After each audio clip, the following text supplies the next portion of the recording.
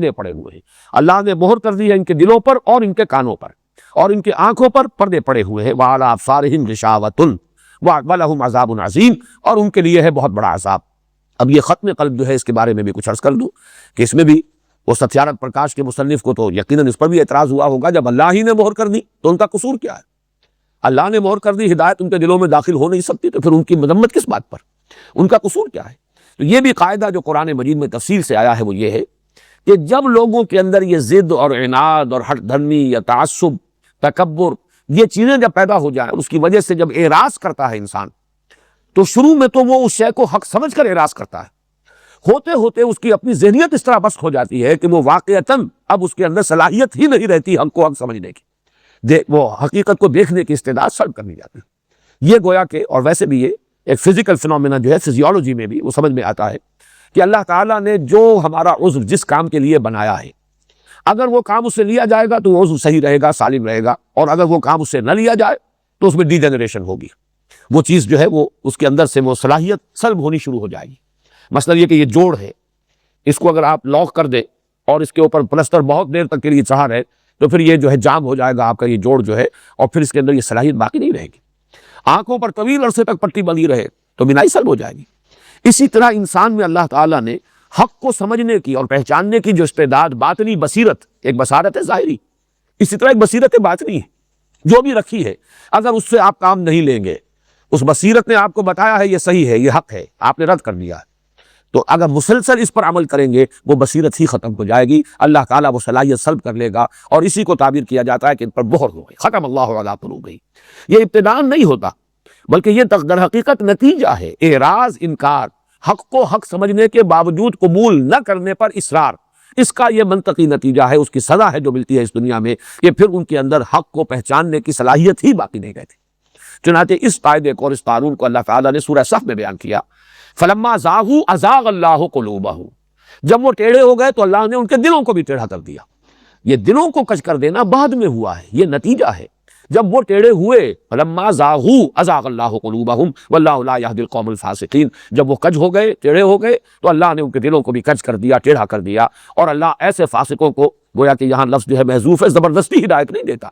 جو ہدایت کے کو اس طرح رد کر دے، ناقدری کرے ہدایت کی، اللہ تعالیٰ زبردستی انہیں ہدایت نہیں دیتا۔ اگر زبردستی ہدایت دے تو پھر ہدایت پر اجر و ثواب کس بات کا؟ زبردستی کسی کو اگر گمراہ کر دے تو کسی کی گمراہی کے اوپر عذاب اور سزا کس بات کی؟ یہ تو اللہ تعالیٰ نے چوائس دیا ہے، اور انسان اپنی اس صلاحیت کو اگر معطل کر کے رکھ چھوڑتا ہے تو پھر اللہ تعالیٰ اس صلاحیت کو سلب کر لیتا ہے۔ ان میں سے ایک اعتراض بڑا یہ تھا، یہ عجیب کتاب ہے، ھدی للمتقین، متقیوں کے لیے ہدایت، تو متقی تو پہلے ہی پرہیزگار ہیں، خدا ترس ہیں، نیک ہیں، تقویٰ کے معنی یہ ہے متقی انسان، اب اسے ہدایت کی کیا ضرورت ہے؟ ہدایت کی ضرورت ہے گمراہوں کو، بھٹکے ہوئوں کو، جو کئی تلاش حق میں ابھی سرگرداں ہوں ان کو۔ یہ ھدی للمتقین، پہلے ہی سے تقویٰ کسی کے پاس ہے تو اسے ہدایت کی ضرورت کیا ہے؟ تو اب اس کو سمجھ لیجئے کہ اس تقویٰ کا اصل میں یہ کتنا براڈ سپیکٹرم ہے۔ متقی کے معنی ہوں گے جس میں اخلاقی حس برقرار ہے، اور یہ اخلاقی حص کا برقرار ہونا، نیکی اور بدی میں تمیز، یہ گویا کہ اس کی صحت فطرت کی علامت ہے۔ لیکن یہاں سے آگے چلیے، جس میں یہ حص ہے وہ بدی سے بچے گا، پھر اس سے آگے بڑھ کر اس نے اپنے رب کو اگر پہچان لیا ہے، وہ اگر اللہ کی کتاب سے واقف ہے تو اب اس پر عمل کرے گا، اور تقویٰ، اور اب اس کی زندگی کے اندر تقویٰ پیدا ہو جائے گا۔ ایک ایسا شخص جو اللہ تعالیٰ کے احکام کو توڑنے سے بچتا ہو، جو اللہ کی یہ عذاب سے، اس کی سزا سے بچنے کے لیے کوشاں ہو، یہ متقی اب بن گیا اصطلاحی معنی میں متقی۔ اس لیے کہ اصطلاحی معنی میں متقی وہ شخص ہے جو پرہیزگار ہے، بدی سے بچتا ہے، گناہوں سے بچتا ہے، اللہ کے احکام کو توڑنے سے بچتا ہے، اس کے احکام پر عمل پیرا ہے، اور لرزاں و ترساں رہتا ہے، عذاب جہنم سے بچنا چاہتا ہے، آخرت کے عذاب سے اپنے آپ کو بچانا چاہتا ہے، وہ متقی ہے۔ لیکن یہ کہ متقی کا جو لغوی مفہوم ہے وہ یہ کہ جس کے اندر اخلاقی حس بیدار ہے، جو نیکی اور بدی میں تمیز کرتا ہے۔ اس اعتبار سے گویا کہ جس میں یہ بھی نہیں ہے، ہم کہہ سکتے ہیں کہ اس کے آگے تو ایسے ہی ہے، جیسے اندھے کے سامنے آپ نے ہیرے بکھیر دیے، وہ نہیں دیکھ سکتا کہ ان میں کیا فرق ہے، ہیرے میں اور کسی کانچ کے ٹکڑے کے اندر کوئی فرق اسے معلوم نہیں۔ اسی طریقے سے جیسے میں نے ابھی کہا تھا کہ بھینس کے آگے بین بجائی جائے، اسے کیا پتا ہے کہ یہ کیا ہے جو میرے سامنے کیا جا رہا ہے۔ اسی طریقے سے جس میں یہ حس ہی نہیں، یا اس سے بھی زیادہ عمدہ ایک تشبیہ موجود ہے، جس شخص کو سرے سے بھوک ہی نہیں، بہترین کھانے رکھ دیجیے اس کے سامنے، ظاہر بات ہے اس کی طرف اس کی تلغبت ہوگی نہیں، ہاتھ بڑھائے گا ہی نہیں، اس لیے بھوک ہی نہیں۔ بعض بیماریوں میں جہاں بھوک مر جاتی ہے کیسے آپ نے دیکھا ہے کہ بچوں کے لیے مائیں خوش آمدید کرتی ہیں، یہ لے لو، یہ لے لو، یہ کھا لو، کسی شے کی طرف بچہ جو ہے رخ کرنے کو تیار نہیں۔ تو جس میں طلب ہی نہیں ہے، اعلیٰ سے اعلیٰ شے اس کے سامنے رکھ دیجیے، وہ اس کی طرف رغبت نہیں ہوگی، وہ متوجہ نہیں ہوگا۔ اس اعتبار سے ہدی للمتقین یہ گویا کہ اگر ابتدائی لغوی مفہوم ہو تو یہ تعویل عام ہے۔ قرآن سے ہدایت کی شرط لازم یہ ہے کہ انسان کے اندر نیکی اور بدی کی تمیز موجود ہو اور اس کے اندر بدی سے بچنے کا ایک جذبہ پایا جائے۔